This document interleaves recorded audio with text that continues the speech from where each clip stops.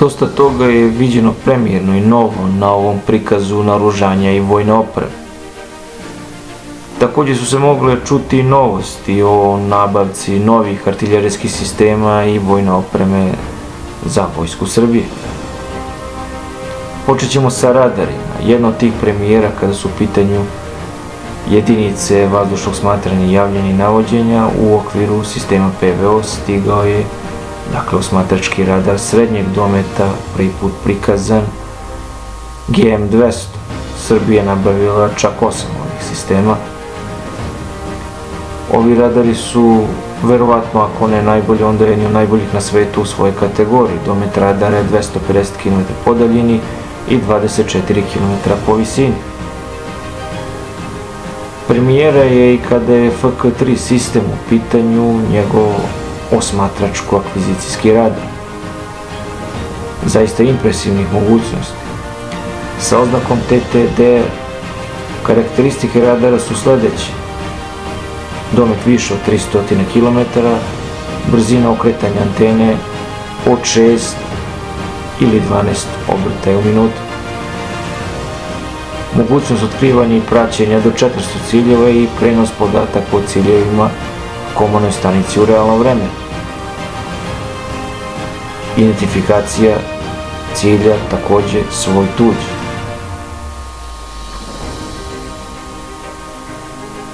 Naravno, prvi put javnosti je pokazan i najmoćniji radar u Vojsci Srbije i takođe verovatno jedna od najboljih radara na svetu u ovom trenutku.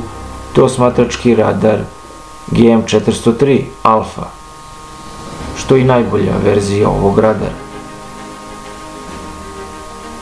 GM403 Alfa je radar povećanog dometa do 515 km po daljini, a po visini preko 30 km.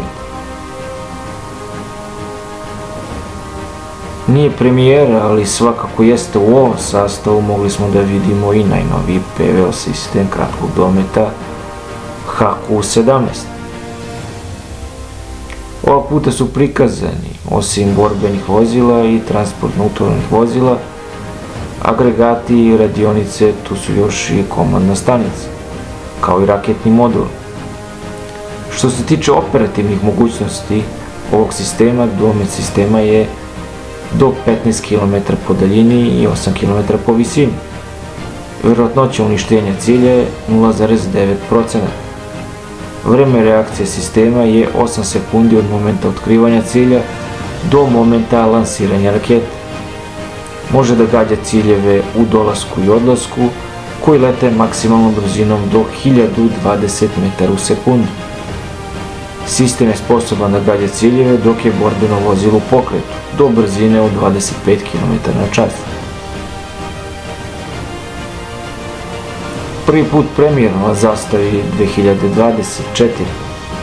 Prikazano je 6 helikoptera Mi-35P, koje je javnost prvi put mogla da vidi uživo. Helikopteri su remontovani i ofarbani označeni identično kao helikopteri Mi-35M. Helikopteri su remontovani i u operativnoj su upotrebi. U svakom slučaju, veliko povećanje za Vojsku Srbije. Razlika u odnosu na Mi-35M, koje Vojska Srbije već godinama koristi, su, kada je u pitanju Mi-35P, fiksni topovi 30 mm većeg učinka na cilju nego oni na Mi-35M, koji ima topove 2x23 mm, ali su u obrtnoj tureli u nosu helikoptera. Razlika je u motorima i u zadnjem repnom rotoru, optoelektronici i još nekim sistemima i detaljima na samom helikopteru. Da su Srbiji isporučeni emiratski kamikaze dronovi SM-1 i SM-2, to smo videli na vežbi Vatreni udar 2024. Ali su sada i zvanično prikazane širnoj javnosti i to čak 30 komada. A za verziju SM-1 se navodi da se radi o trenažnoj bespilotnoj letelici, što to možda jeste slučaj, ali ipak u pitanju kamikaze dron. Saznali smo takođe u programu RTS-a da se ovi dronovi rade zajedno sa srpskom namenskom industrijom u vidu neke kooperacije sa Ujedinjenim Arapskim Emiratima. Karakteristike SM-1 kamikaze drona su sledeće. Ovaj dron je srednjeg dometa, GPS navođen, može se lansirati preko statičnih i mobilnih lansera, što može povećati njegov operativni domet i smanjiti vreme priprema za dejstvo. Sastavni delovi sistema su bespilotna letelica, daljinski kontroler, zemaljska stanica za upravljanje, prikazana je u domaćem vozilu Zastava NTV. Kao vozilo Lancer prikazan je Chevrolet Silverado. Maksimalna brzina je 145 km, može ostati u vazduhu 3 sata. Motor je snage 120 kubika. Kada je u pitanju artiljerija, tu su najavljena velika povećanja iz inostranstva, ali jedno od njih je svakako iz domaće namenske industrije.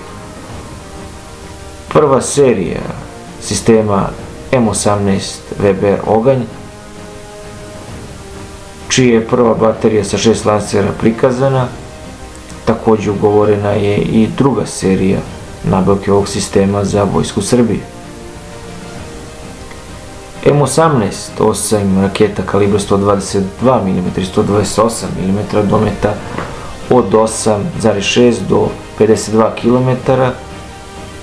Ovaj sistem će moći da lansira i vođene za Srbiju revolucionarne rakete sistema Alas dometa 25 km, koji su naručene za Vojsku Srbije i njihova serijska proizvodnja u toku.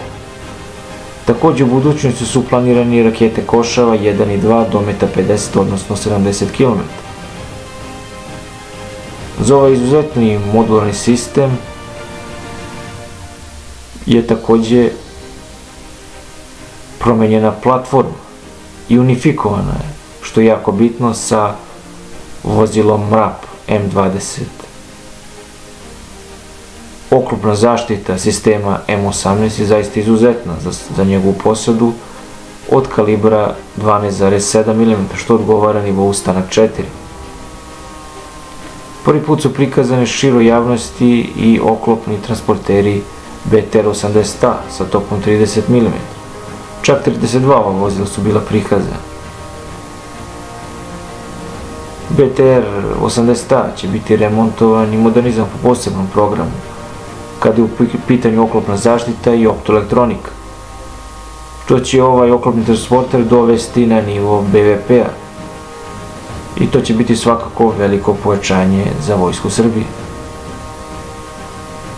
Bilo je prikazano čak 54 Lazara u raznim verzijama, ali je premijerno prikazan Lazar 3M, koja je praktično prva serijska verzija ovih vozila u praktično BVP verziji. Bilo je prikazano 6 Lazara 3M, i to u 4 verzije, sa 4 različite kupola.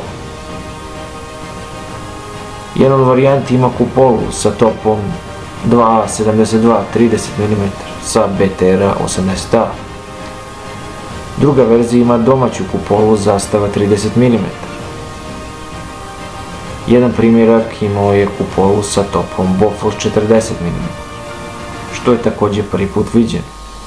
Četvrta verzija je standardna verzija koja je ranije prikazivana, Lazar 3M sa ruskom kupolom i topom 30 mm 2,42.